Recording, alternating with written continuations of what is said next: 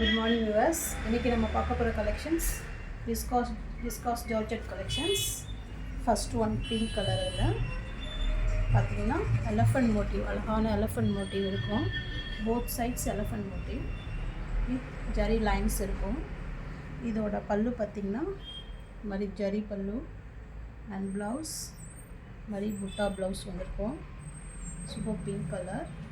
இதில் உள்ள கலர்ஸ்லாம் ஒன்று ஒன்றா பார்க்கலாம்.